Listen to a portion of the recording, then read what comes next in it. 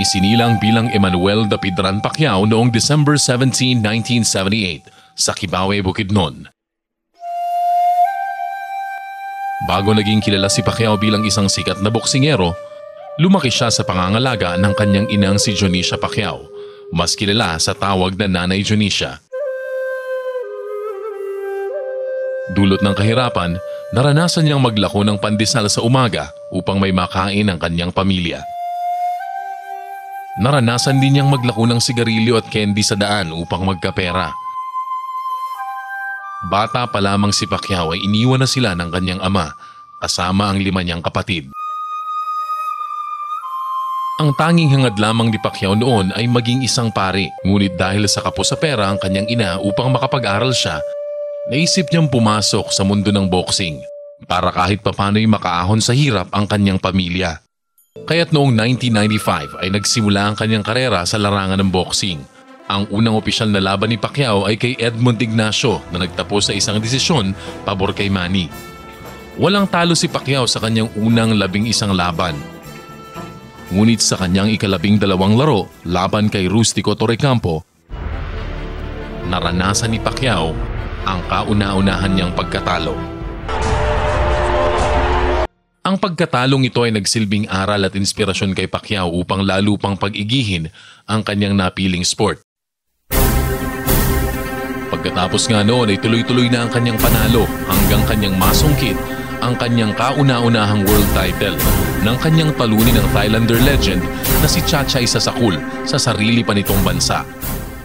Tuloy-tuloy na ang pagsikat ni Pacquiao. Nabigyan siya ng pagkakataong lumaban sa mga malalaking pangalan katulad ni Marco Antonio Barrera at Eric Morales.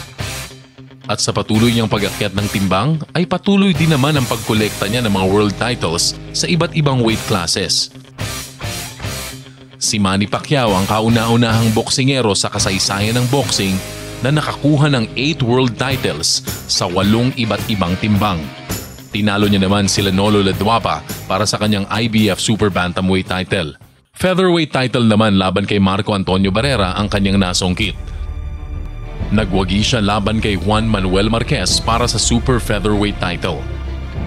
Ninockout niya naman si David Diaz para sa lightweight title.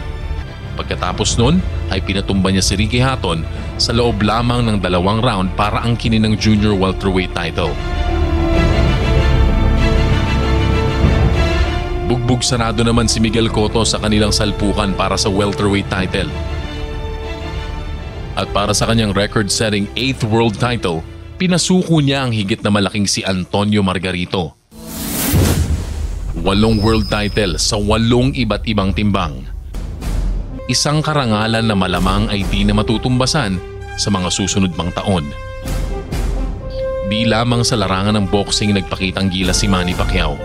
Pinasok niya rin ang iba't ibang mga negosyo. Pumasok din siya sa industriya ng musika.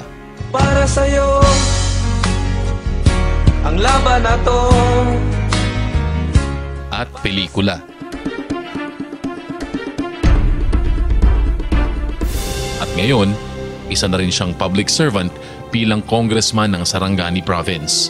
Di na nga matatawaran ang naabot ng Luis simpleng maglalako ng pandesal at sigarilyo. Sa kasalukuyan, siya ang pinakatanyag na boksingero sa mundo. Hinahangaan, iniidolo ng lahat, hindi lamang ng kapwa Pilipino.